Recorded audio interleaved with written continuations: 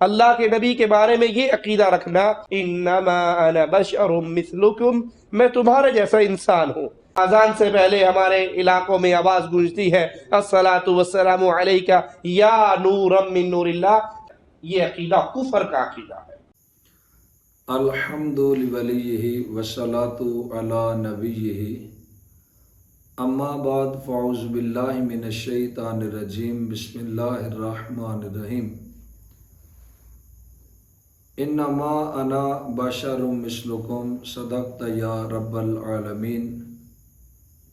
حمد و صلات کے بعد میرے نہایت ہی واجب الاحترام عزیز ساتھیوں، آج کے درس کا موضوع ہے کہ ہمارے نبی بے مثال ہیں۔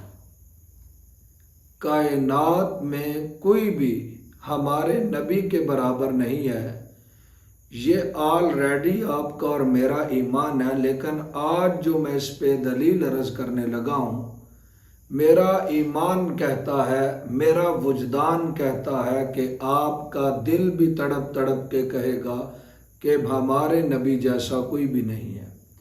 اگرچہ یہ آلریڈی آپ کا عقیدہ ہے، لیکن آپ کی آنکھوں کے آنسو بھی آج اس بات پر گواہی دیں گے کہ واقعتاً ہمارے نبی جیسا کائنات میں کوئی بھی نہیں ہے۔ تو میرے بھائیوں، ایک بات پہ غور کرو، آسمان سے 4 کتابیں اتری، زبور حضرت داؤد علیہ السلام پہ، تورات موسیٰ علیہ السلام پہ، انجیل عیسیٰ علیہ السلام پہ، اور قرآن امام الانبیاء پر۔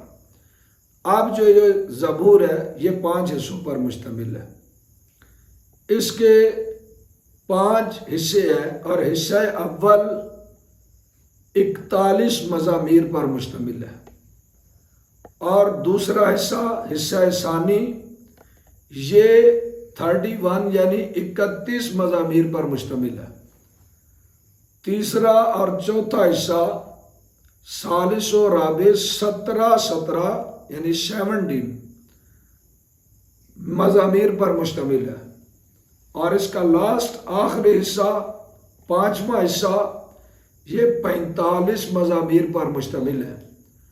اگر آپ ان 5 حصوں کا مطالعہ کریں تو آپ کو سمجھ آئے گی کہ پوری زبور میں اللہ نے کہیں نہ لعن داؤدی کی قسم اٹھائی ہے، نہ خلافت داؤدی کی قسم اٹھائی ہے۔ اگرچہ داؤد خلیفۃ اللہ ہے، اور اگرچہ داؤد علیہ السلام کی آواز اتنی پیاری تھی کہ جب آپ بولتے تھے تو اڑتے ہوئے پرندے بھی رک کے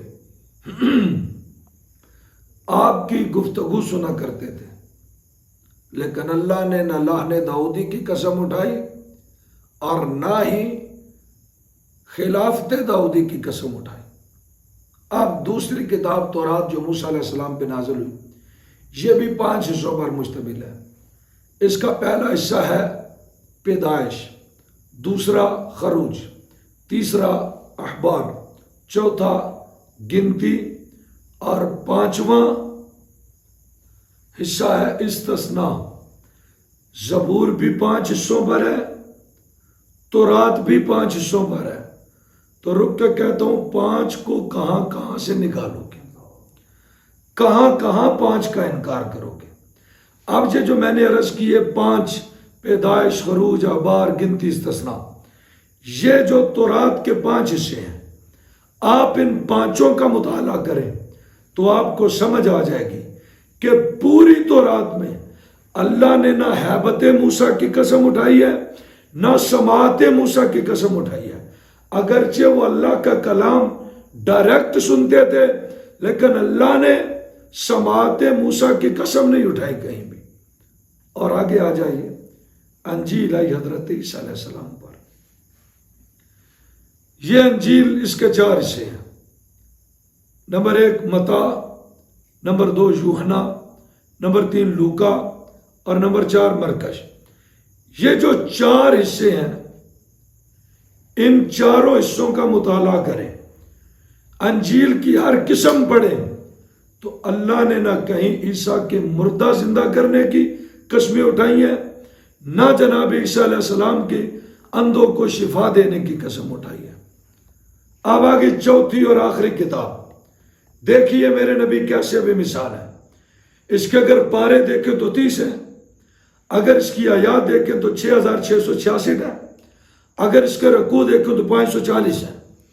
آپ 540 رکوع کا مطالعہ کریں، ایک ایک آیت پڑھیں، 6666 آیات کا مطالعہ کریں، تو آپ کا دل بھی کہے گا کہ شدہ مدہ زیرہ زبرہ سب شان تیری وچ آئیاں، آما لوگ کا خبر نہ کائی، خاصا رمضان پائیاں.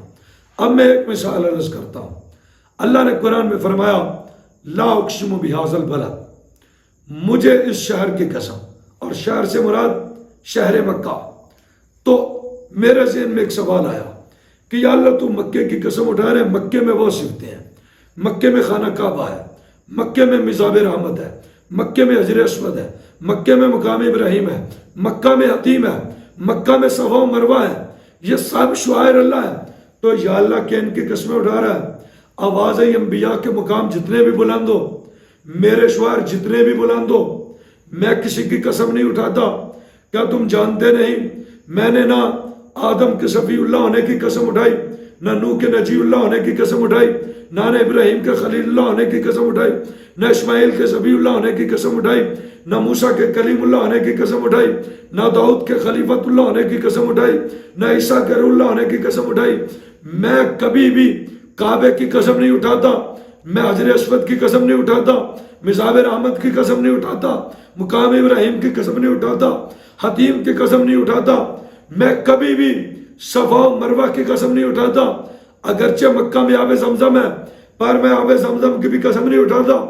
تو یا اللہ قسم کیوں اٹھائی؟ تو آواز ہے جب میں اتنی بڑوں چیزوں کی قسمیں نہیں اٹھاتا تو ان کی کیسے قسمیں اٹھاتا؟ تو پھر یا اللہ شہر مکہ کی قسم اٹھائی کیوں؟ فرمایا وَأَنْتَ حِلٌّ بِهَذَا الْبَلَدِ، یہ جو میرا محبوب ہے اس کے قدم شہر مکہ میں لگے ہیں، کبھی ڈائریکٹ لگے ہیں، کبھی بواسطہ نالین لگے ہیں، کبھی میرے محمد کا نالین یہاں لگا ہے، تو کبھی جہاں جناب حضرت محمد صلی اللہ علیہ وآلہ وسلم آپ کے ڈائریکٹ پاؤں لگے ہیں. میں اس لیے شہر مکہ کی قسم اٹھا رہا ہوں.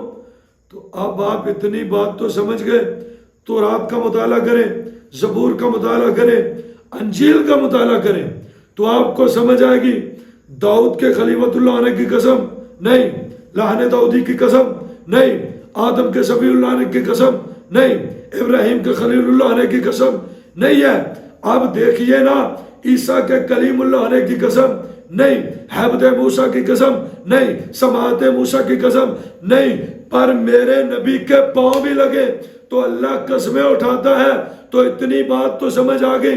جب آدم شفیع اللہ ہو کے میرے نبی کے برابر نہیں، داؤد خلیفت اللہ ہو کے میرے نبی کے برابر نہیں، جب عیسیٰ روح اللہ ہو کے میرے نبی کے برابر نہیں، موسیٰ کلیم اللہ ہو کے میرے نبی کے برابر نہیں، جب اسماعیل ذبیح اللہ ہو کے میرے نبی کے برابر نہیں، تو یہ سعودی عرب کے حرام دودھ پہ پلنے والا مولوی، یہ مسجد کے سریے بیچ کے کھانے والا مولوی، یہ گلی گلی ترلے لے کے کھالے اکٹھے کرنے والا مولوی، یہ ہر ایک بندے سے ہاتھ جوڑ کے چندے لینے والا مولوی، یہ محمد کے برابر کیسے ہو سکتا ہے؟ نہ آپ کو یہ بات ماننا پڑے گی. جب انبیاء نبی کے برابر نہیں ہو سکتے تو 14ویں صدی کے ملا میرے نبی کے برابر کیسے ہو سکتے ہیں؟ تو میرے بھائیوں، آج کے اس درس سے اتنی بات آسانی سے سمجھ آ گئی کہ وہ اعظم چشتی نے کہا تھا، میں شعر پہ اختتام کرتا ہوں. اس نے کہا میرے نبی نو اپنے ورگا آکھیں گریبان چاتی مارتے سہی، میرے نبی نے فلک تو چان لایا تو کی چڑی بنیرے تو لاتے سہی. تو میرے بھائیوں، اس بات پہ پختہ رہو کہ ملا تو ملا، انبیاء علیہ السلام سبھی میل بھی جائے تو میرے نبی کے برابر نہیں ہو سکتے.